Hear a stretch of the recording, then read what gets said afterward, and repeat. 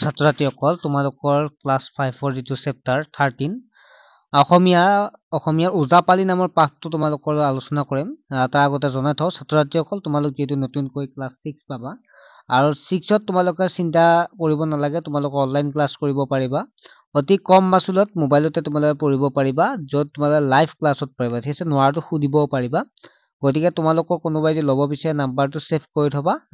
আৰু আমাৰ মাৰ্চ মাহত এডমিশ্যন হ'ব, গতিকে মাৰ্চ মাহত তোমালোকে SMS ৰ জৰিয়তে তোমালোকে ক্লাছবিলাক ল'ব পাৰিবা। ঠিক আছে, এপ্ৰিলৰ পৰা ক্লাছ ষ্টাৰ্ট হ'ব। উত্তৰ দিয়া, ওজাপালি কি? ওজাপালি এটি লোকনাট্য অনুষ্ঠান। খ নম্বৰ আছে ওজাপালিৰ মুখ্য পালিজনৰ কি বোলা হয়?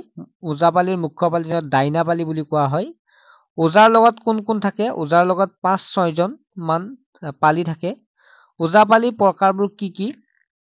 ওজাপালি প্ৰকাৰবোৰ হ'ল শুকনানী বা শুকনাৰায়ণী গোৱা ওজাপালি, বিয়াহৰ বা বিয়াহ গোৱা ওজাপালি, ভাইৰা বা ভাৱৰীয়া বা ৰামায়ণ গোৱা ওজাপালি, বৈষ্ণৱী ওজা, টুকুৰীয়া ওজা, আপী ওজা আদি উল্লেখযোগ্য।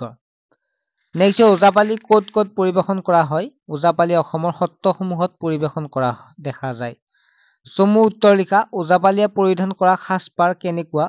ওজাপালিয়ে পৰিধান কৰা সাজপাৰ অতি সাধাৰণ। সকলো সদস্যই চুৰিয়া চোলা পিন্ধে আৰু ডিঙিত চেলেং লয়। কেৱল ওজাই মূৰত পাগুৰি মাৰে। পালিসকলে সোঁ হাতত এযোৰ সুঁতিতাল মেৰিয়াই লয়। নেক্সট হৈছে ওজাপালিত ওজাই গোৱা গীতসমূহৰ কাহিনীভাগ ক'ৰ পৰা লোৱা হয়? ওজাপালিত ওজাই গোৱা গীতসমূহৰ কাহিনীভাগ পৌৰাণিক আৰু লৌকিক আন আৰু আখ্যানৰ পৰা লোৱা হয়। দাইনাপালিজনৰ প্ৰধান কাম কি কি? দাইনাপালিজনৰ সাধাৰণতে সুৰচিক হয়। পালিসকলৰ লগত গীত গোৱাৰ উপৰিও তেওঁ ধেমেলীয়া কথা অৱতাৰণা কৰি হাস্যৰসৰ সৃষ্টি কৰে। সময়ে সময়ে তেওঁ ওজাৰ সৈতে কথোপকথনত ভাগ লয় আৰু জটিল কথাবোৰ ঘৰুৱাভাৱে দৰ্শকৰ সন্মুখত দাঙি ধৰে। 6 নম্বৰ প্ৰশ্নটো হৈছে অনুষ্ঠান পৰিৱেশন কৰোঁতে কোনে কি দায়িত্ব পালন কৰে? অনুষ্ঠান পৰিৱেশন কৰোঁতে ওজাই মূল কাহিনীভাগ নৃত্য, গীত আৰু অভিনয়ৰ জৰিয়তে বৰ্ণনা কৰে। ওজাই দিহাৰে একোটা পৌৰাণিক কাহিনী বিভিন্ন ৰাগত গাই যায়। পালিসকলে সুঁতিতাল বজাই সেই দিহা দোহাৰে আৰু ভৰিৰে তাল ৰাখি থাকে। গীতৰ লগে লগে ওজাই বিভিন্ন অংগী ভংগীৰে নাচে আৰু দাইনাপালিয়ে পালিসকলৰ লগত গীত গোৱাৰ উপৰি ধেমেলীয়া কথাৰ অৱতাৰণা কৰি হাস্যৰসৰ সৃষ্টি কৰে। সময়ে সময়ে তেওঁ ওজাৰ সৈতে কথোপকথনত ভাগ লয় আৰু আখ্যানত জটিল কথাবোৰ ঘৰুৱা দৰ্শকক সন্মুখত দাঙি ধৰে। 19 নম্বৰ আছিল মহাপুৰুষ শংকৰদেৱে কিহৰ কাৰণে ওজাপালিৰ সহায় লৈছিল? মহাপুৰুষ শংকৰদেৱে নৱবৈষ্ণৱ ধৰ্ম প্ৰচাৰৰ কাৰণে ওজাপালিৰ সহায় লৈছিল। শব্দৰ লগত অৰ্থ মিলাও আহা। দোহাৰে হ'ব পুনৰ গাই, সৌষ্ঠৱ হ'ব সুন্দৰ, দোলাই হ'ব লৰাই, আকৃষ্ট মানে আকৰ্ষিত, বোধগম্য মানে বুজিব পৰা। খালী ঠাই পূৰ কৰা। ওজাপালি অনুষ্ঠান মুখ্য পৰিচালকজনক দাইনাপালি ওজাই আখ্যান। ঠিক আছে, আকৌ চোৱা, ওজাপালি অনুষ্ঠানত মুখ্য পৰিচালকজন হ'ল দাইনাপালি।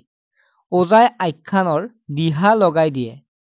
পালিসকলে সেই দিহা সুঁতিতাল দোহাৰে। দাইনাপালিয়ে ৰসাল কথাৰে লোকসমাজক আকৃষ্ট কৰে।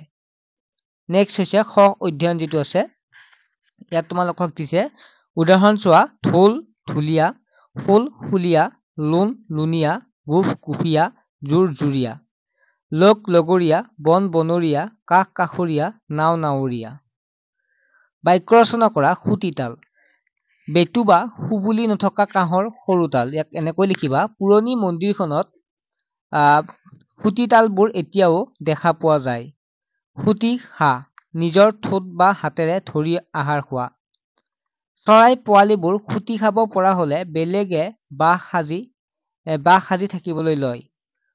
সুঁতি গছা, মাটিত খুটি পোতাৰ দৰে পুতি থব পৰা সৰু গছা।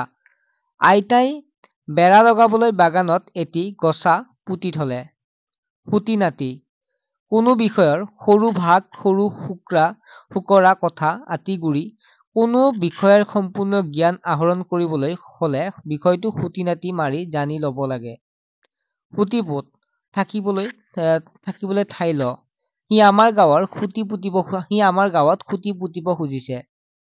সুঁতি ধৰা অৰ্থাৎ ছটাই ধৰা, গাঁৱৰ মন্দিৰত খুঁটি ধৰা পোৱাৰ পাছত পূজা আৰম্ভ কৰা হৈছিল।